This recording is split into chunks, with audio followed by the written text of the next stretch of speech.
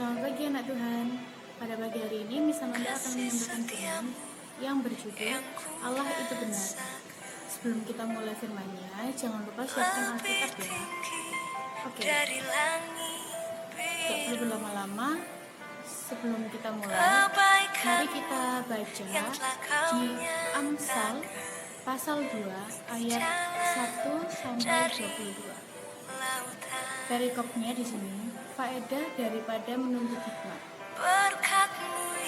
Ayat pertama, hai anakku, jikalau engkau menerima perkataanku dan menyimpan perintahku di dalam hatimu, sehingga telingamu memperhatikan hikmat dan engkau mencenderungkan hatimu kepada kepandaian. Ya, jikalau engkau berseru kepada pengertian dan menunjukkan suaramu kepada kepandaian, jikalau engkau mencarinya seperti mencari perak dan mengejarnya seperti harta terpendam. Ayat yang kelima, maka engkau akan memperoleh pengertian tentang takut akan Tuhan dan mendapat pengenalan akan Tuhan. Yang keenam, karena Tuhanlah yang memberikan hikmat.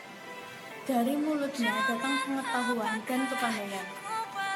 Dari ayat 1-6 tadi bisa kita simpulkan ya bahwa segala sesuatu itu datangnya hanya dari Tuhan. Jika tanpa kehendak Tuhan, semuanya tidak akan bisa berhasil. Oke. Seperti yang sudah disampaikan sama Anda tadi ya, judulnya di situ adalah Allah itu benar. Nah, jika kalian sebagai anak Tuhan hanya menyombongkan diri, kalian tidak ada keinginan untuk kalian mau menjadi seperti Tuhan, maka Tuhan juga tidak akan memberikan hikmat kepada kalian. Di ayat yang ke-6 tadi disampaikan, karena Tuhanlah yang memberikan hikmat. Dari mulutnya datang pengetahuan dan kepandaian. Nah, di situ kita sudah tahu bahwa semuanya berasal dari Tuhan. Dari mulutnya datang pengetahuan dan kepandaian, di garis bawah ya, dari Tuhan. Jadi tidak ada yang dari manusia. Semuanya berasal dari Tuhan, lalu teruskan disampaikan kepada kita dari manusia. Mungkin dari guru-guru kalian, dari kakak-kakak rohani kalian, dari pendeta-pendeta. Kita ini hanya sebagai tangan Tuhan untuk menyampaikan apa yang Tuhan inginkan kepada setiap umat manusia. Oke, lanjut ya. Ayat yang ke-7, ia menyediakan pertolongan bagi orang yang jujur, menjadi perisai bagi orang yang tidak bercela lakunya. Ayat yang ke-8, sambil menjaga jalan keadilan dan memelihara jalan orang-orangnya yang setia. Nah, jelas kan Tuhan sendiri bilang bahwa Tuhan akan menjaga orang-orang yang setia kepadanya. Jadi kalau kalian masih belum bisa setia dan konsisten dengan Tuhan, mulai belajarlah kalian untuk lebih setia kepada Tuhan. Kenapa? Karena Tuhan sendiri di sini sudah sebutkan, ia menyediakan pertolongan bagi orang yang jujur. Nah, kita sebagai manusia, secara manusiawi ya, kadang kita bohong, kita nggak bisa jujur. Misalnya ditanya, sudah makan? Kalau kita lagi bertamu ke rumah orang, kita jawab, oh sudah, padahal belum. Itu sudah termasuk bohong.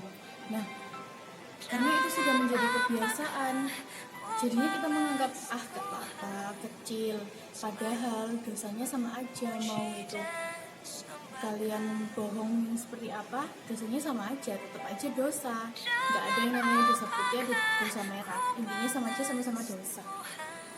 Nah, menjadi perisai bagi orang yang tidak bercela lakunya. Tuhan itu sudah mau menjadi perisai, menjadi pelindung bagi kalian, bagi orang-orang yang tidak bercela. Tapi bukan berarti orang yang bercela Tuhan tidak mau melindungi. Karena apa? Tangan Tuhan tidak akan pernah hanya berhenti di situ.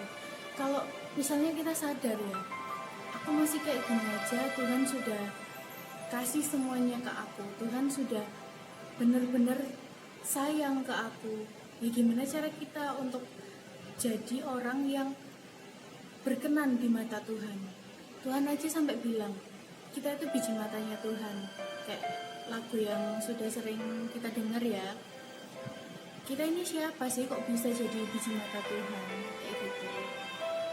Padahal kan kita masih banyak salah, masih banyak dosa, tapi Tuhan tetap bilang, kamu itu anakku. Tuhan bilang gitu. Bahkan Bapa yang ada di dunia aja belum tentu bisa menerima kalian ketika kalian melakukan kesalahan. Tetapi Bapa kita yang di surga mau menerima anaknya dalam segala kondisi. Bahkan Tuhan itu mengulurkan tangannya bagi orang-orang yang membutuhkannya. Membutuhkan dalam hal apa? Membutuhkan dalam hal kasih, membutuhkan rangkulan tangan Tuhan, membutuhkan uluran tangan Tuhan di dalam setiap kehidupannya. Maka dari itu, jangan pernah menjadi sombong ketika kalian masih menjadi manusia. Karena Tuhan sendiri, ketika Tuhan datang dan menjadi sama seperti manusia, Tuhan tidak ada rasa kesombongan. Mungkin kalian menjawab ya gimana Miss, kan itu Tuhan bukan kita. Apa salahnya kita belajar?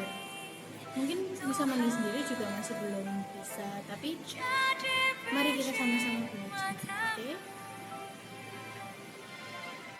Oke. Kalau kalian nanti di rumah mau baca selanjutnya, itu kalian akan dapat penjelasan yang lebih detail mengenai gimana sih kalian harus hidup sebagai manusia. Karena kan kalian di awal tadi sudah dijelaskan bahwa orang-orang yang mau datang kepada Tuhan, yang mau menjadi sepenuhnya, mau mencari dengan sungguh-sungguh, akan mendapatkan sesuatu yang terbaik dari Tuhan. Karena Tuhan yang akan mendatangkan pengetahuan dan kepandaian. Oke? Mungkin ini yang bisa Manda sampaikan. Kalau ada pertanyaan, boleh kalian komen di bawah ya. See you, God bless you.